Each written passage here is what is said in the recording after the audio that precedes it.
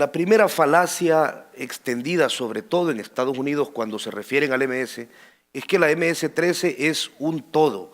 Es decir, que la pandilla es igual en Los Ángeles que en San Pedro Sula, Honduras. Pueden seguir desde los estrados políticos, seguir pidiendo que persigamos cárteles. Media vez no se persiga lo que es, no se persigue el animal en el que consiste, no se va a lograr nunca. Es decir, se sigue persiguiendo a la MS como algo que no es.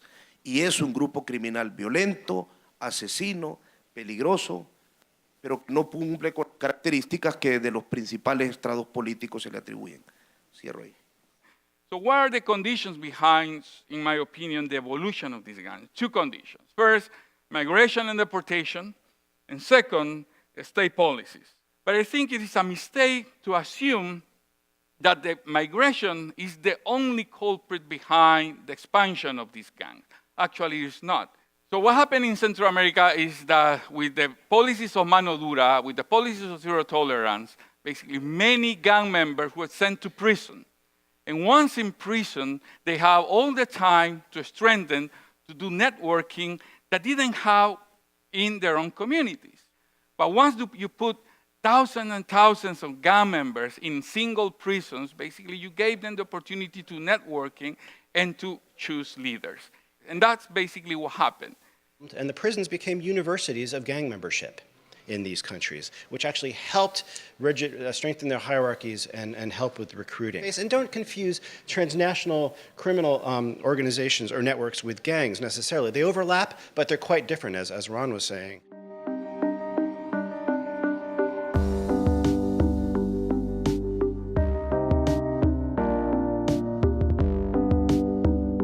But the wealth, in some way, that they can tap into in Central America is the wealth of the poor, because the poor are the ones who receive remittances.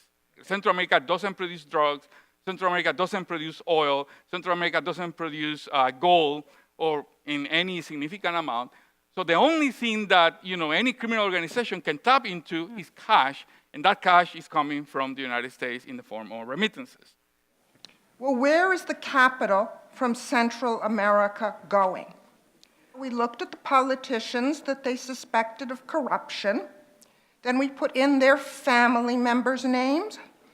And what did we find? Every one of them had large amounts of real estate in Miami in family groupings. Nigeria, where is Nigeria's money? Where is Chad's money? It's all in offshore locales, European real estate, and this is what is going on. So yes, we can talk about intervention in these communities, but unless there is some capital there that stays for development, that goes into education, we have a youthful population without futures.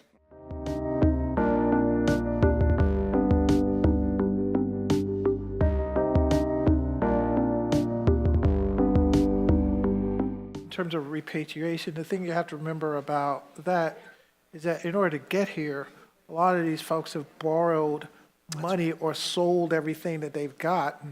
So when you're repatriated, you're basically returning to a situation that was worse than the situation that you left.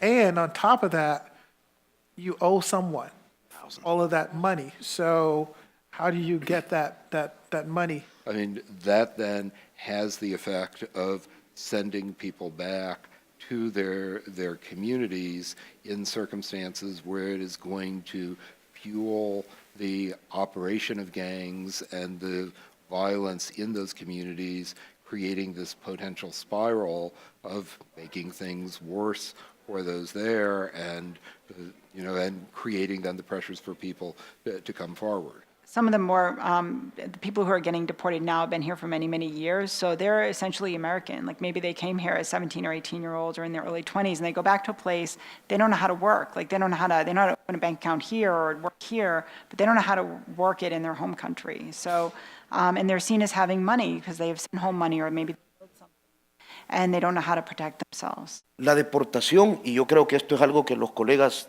lo saben bien, ha sido un factor esencial para el fortalecimiento de la Mara Salvatrucha y de otras pandillas en Centroamérica.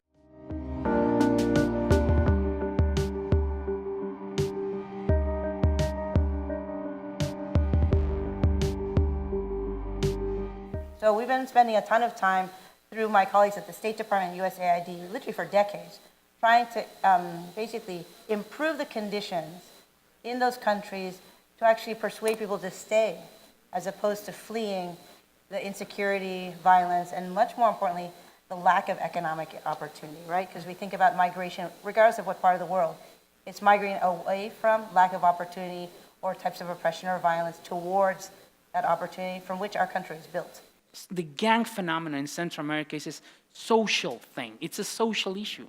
It's not a criminal one, in the essence. If you want to understand these gangs, you got to understand the social environment of these gangs. Why are they formed? Who formed them? How they recruit, in which environment they recruit. The only way to do that is to go to the communities. There's no way to understand this from the political level, from an office in Capitol Hill or in the government palace in San Salvador. You got to get to the community level, whether that's San Pedro Sula, whether that's Soyapango in El Salvador, whether that's Langley Park in Maryland. Because there is where you can witness all of this complexity, and that's the only way in which you can understand what's going on, and that's the only way in which you can respond, if you're a politician or a policymaker, to the problem.